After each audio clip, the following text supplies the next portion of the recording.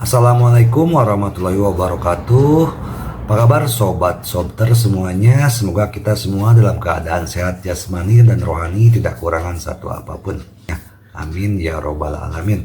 Oke, kita lanjutkan saja ceritanya. Sabtu, tanggal 2 Oktober tahun 2024, bab 3297, realitas ajaib. Bab 8796 sampai dengan bab 8800.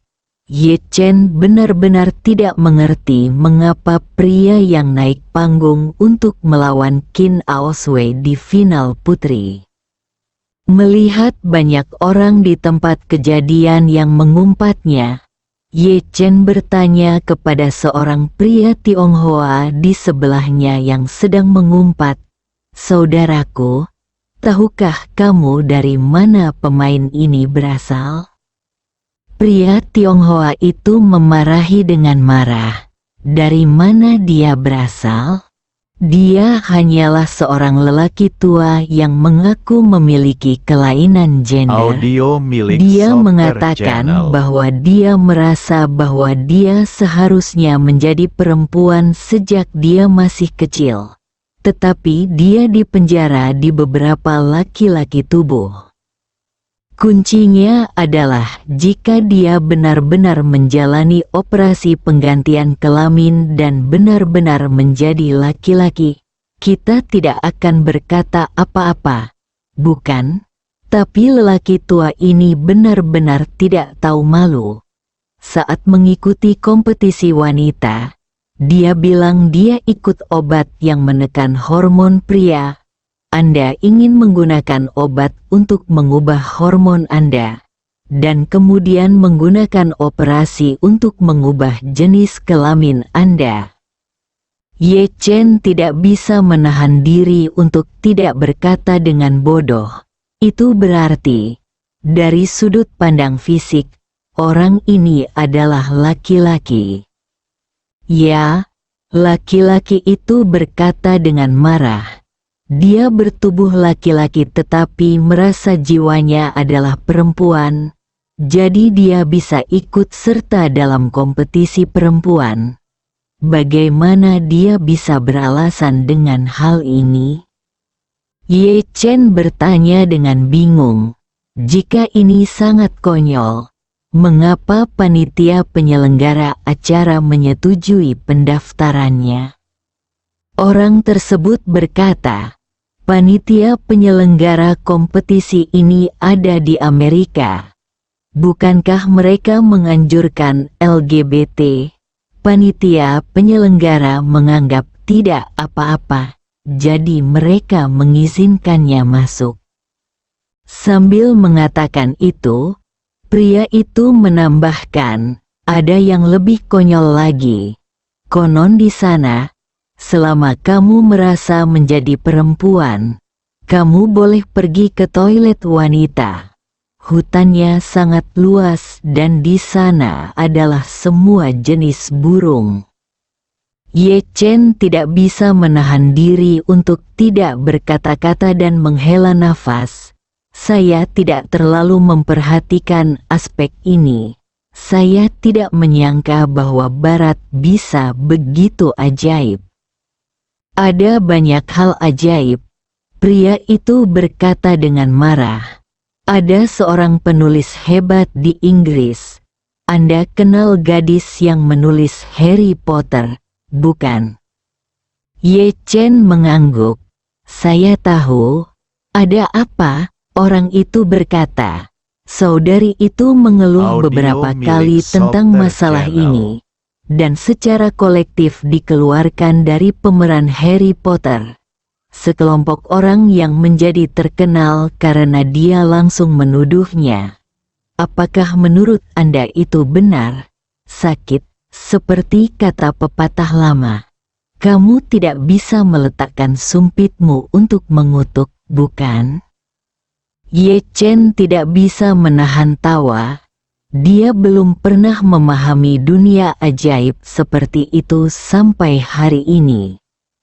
Kali ini, Hailey Swain yang berada di atas panggung sama sekali tidak terpengaruh oleh ejekan penonton.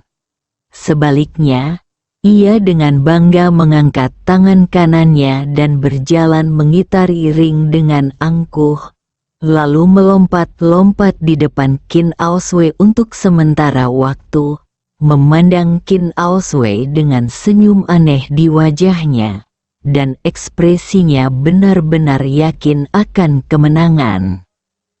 Aoswei tampak sedikit tidak senang, tetapi dia sangat terkendali dan tidak memberikan tanggapan apapun kepada pihak lain.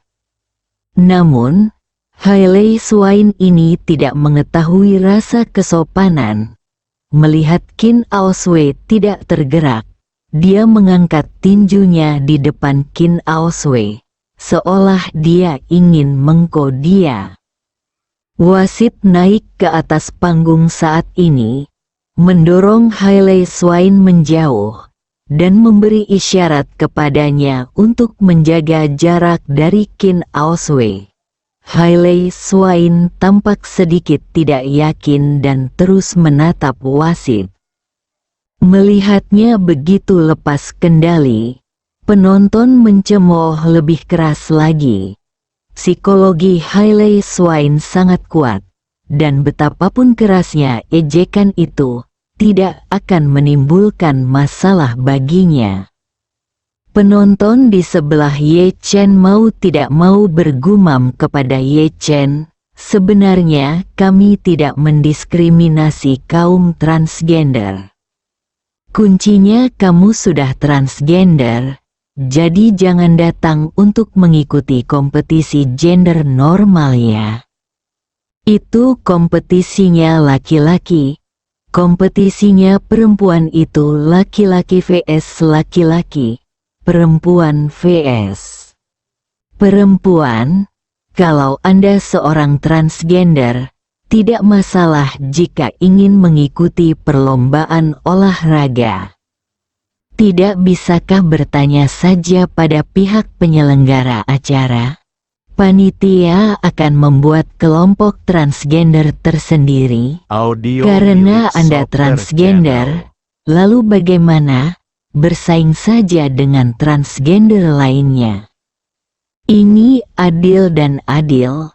Bukankah kompetisi olahraga itu tentang keadilan dan keadilan? Hati bahwa kamu seorang perempuan, jadi kamu datang untuk bersaing dengan perempuan. Lalu aku masih berpikir aku timpang. Bolehkah aku mengikuti perlombaan penyandang disabilitas? Itu tidak adil bagi para penyandang disabilitas, bukan?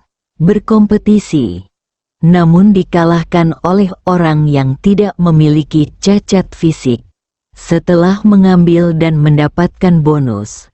Apakah kedepannya akan membuat orang berlatih atau tidak? Penyandang cacat mental akan membawa mereka pergi. Apakah menurut Anda begitu? Ye Chen tersenyum tipis dan berkata, kompetisi olahraga harus adil dan adil. Jika tidak bisa dilakukan, batalkan saja kompetisi olahraga tersebut. Penonton pun setuju dan berkata, menurut saya tidak apa-apa untuk membatalkan. Semua orang tetap bisa bekerja dan hidup tanpa menonton pertandingannya.